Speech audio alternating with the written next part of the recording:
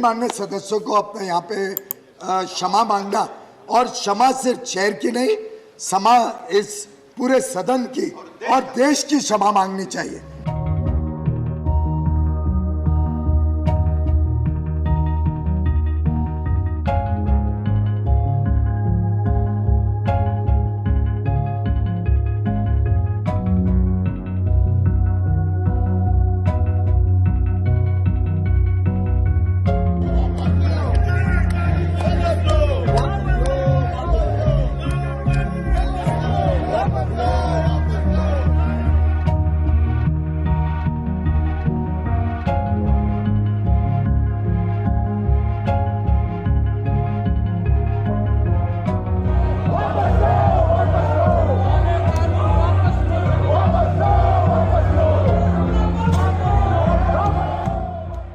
आज सुबह जिस प्रकार से हमारे विपक्ष के साथियों ने चेयर के ऊपर एक प्रकार से आरोप लगाने की कोशिश की कि रूल्स परमिट नहीं करते हैं, आपने कैसे 12 माननीय सदस्यों को सस्पेंड किया, और जिस प्रकार से लीडर ऑफ द ऑपोजिशन ने सिर्फ चेयर की नहीं, पूरे सदन की एक प्रकार से गरिमा को कम किया, क्योंकि निर्णय तो सदन का था कि 12 एमपीज को सस्पेंड करना चाहिए, और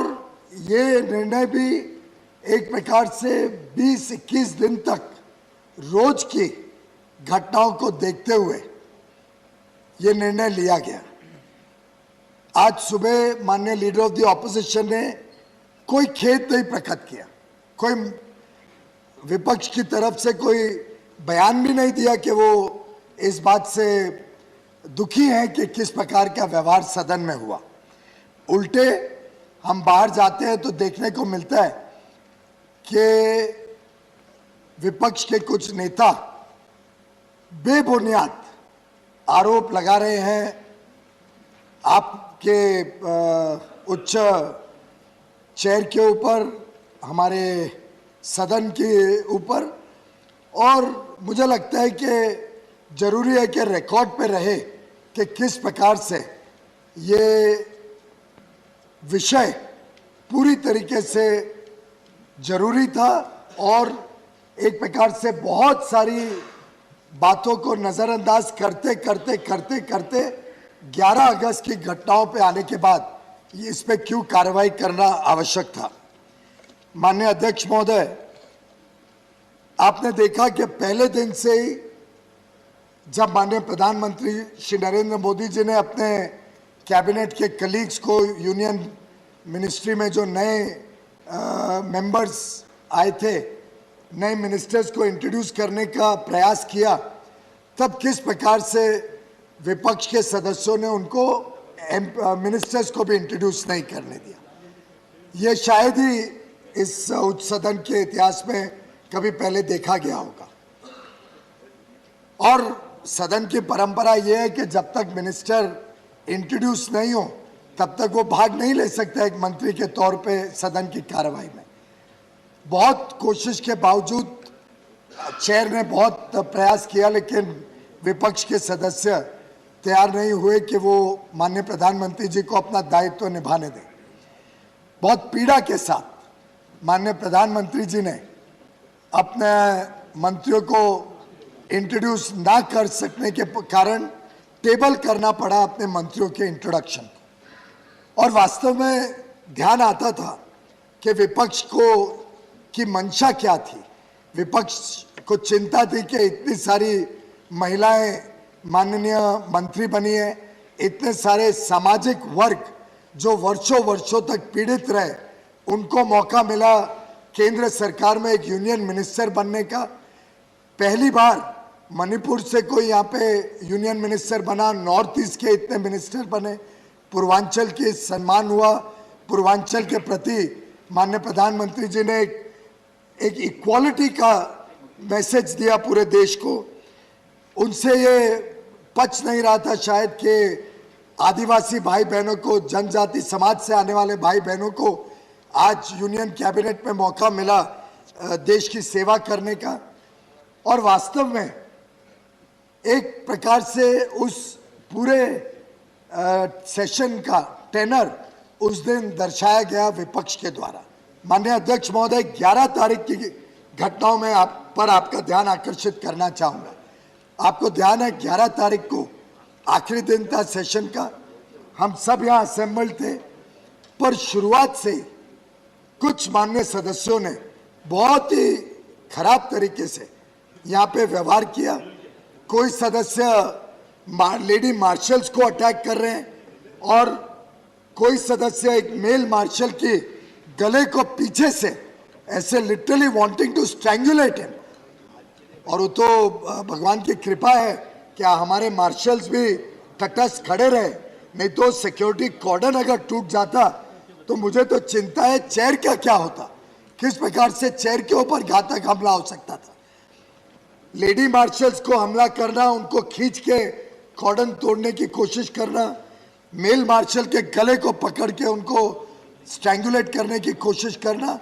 कोई माननीय सदस्य आपके लेफ्ट में जो टेबल है उस पर चढ़ के एलईडी स्क्रीन तोड़ने की कोशिश कर रहा था। 2 माननीय सदस्य यहाँ पे, एक सदस्य दूसरे सदस्य के गले में पट्टा बांध के और यहाँ घूम रहे हैं। मतलब वो एक्चुअली कॉटन की रोप थी, देख के डर लगता था, खास तौर पे क्योंकि जब वो दूसरी सदस्य एक बार यहाँ अनकॉन्शियस हो चुकी थी और यहाँ पे ऐसा प्रदर्शन करना इस उच्च सदन में, क्या गरिमा रहेगी इस सदन की और क्या हमारे माननीय विपक्ष के सदस्यों की गरिमा देश ने उस दिन देखी कि न्यूज बना के यहाँ पे घुमाना। माननीय Prahlad Joshi ji parliamentary affairs minister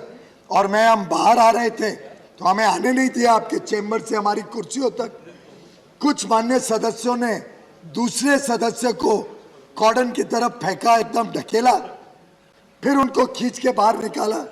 4-5 सदस्यों ने पेपर्स और फाइल्स फाड़ फूड़ के चेयर के ऊपर, टेबल ऑफिस पे फेंकने का काम किया। ये जिस प्रकार की घिनौनी हरकतें, विस्लिंग, हूटिंग, कोई माननीय सदस्य अपनी बात रखना चाह रहे हैं तो प्लेकार्ड से उसको ब्लॉक करना। कोई 2 सदस्य यहाँ पे वीडियो रिकॉर्डिंग ले रहे थे और वो वीडियो रिकॉर्डिंग बाहर जाके यूट्यूब पे दिखा रहे हैं। पर ये सब चीजों को देखते हुए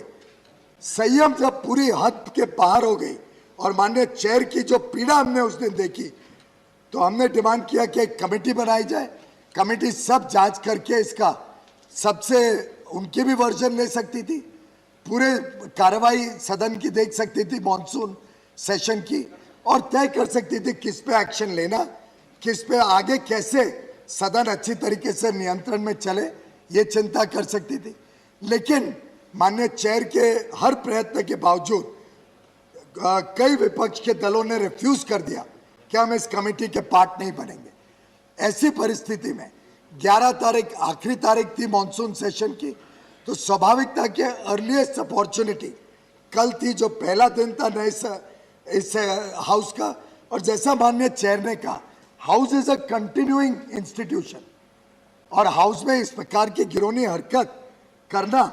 और फिर कहना कि अब वो तो सेशन खत्म हो गया, अब कोई कार्रवाई नहीं हो सकती, ये तो मेरे ख्याल से ना न्यायिक है और ना इस सदन की गरिमा देश के सामने बढ़ाएगा। इसलिए हमने आपसे दरख्वास्त की थी कि इस कार्रवाई इनके जो हरकतें थी इसको ध्यान में दिया जाए और उन मेंबर्स जिन्होंने 11 अगस्त को ये सब हरकत की थी, क्योंकि वो आखिरी दिन की हरकत थी, तो नया जब कन्वीन हुआ सेशन पहले दिन ही हमने ये एक्शन लेने का प्रस्ताव रखा और ये प्रस्ताव इस सदन ने पारित किया। सदन का निर्णय है कि 12 एमपी जाए, लेकिन मैं ये भी कहना चाहूंगा माननीय अध्यक्ष जी कि ये पूरा सदन चाहता है कि सब हमारे माननीय सदस्य भाई बहन आए, सदन की कार्रवाई अच्छी तरीके से चले, वो माफी मांगे। जो गलत काम, गलती किसी से भी हो सकती है, जब गलती होती है तो बड़प्पन इसी में है कि आप उस गलती का एहसास करते हुए क्षमा मांग सकते हैं और आगे कैसे ये नहीं होगा इसकी एक सर्वदलीय चर्चा हो सकती है, चेयर के साथ हो सकती है, हमारे आपस में हो सकती है। आगे कैसे सदन, आखिर सदन को तो दशकों तक, वर्षों तक चलना है, कैसे अच्छी तरीके से चले इसके बारे में भी एक सहमति बन जाए तो मैं समझता हूं कि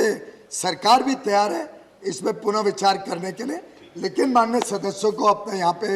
क्षमा मांगना, और क्षमा सिर्फ चेयर की नहीं, क्षमा इस पूरे सदन की और देश की क्षमा मांगनी चाहिए जिस प्रकार का उन्होंने हरकत की। धन्यवाद।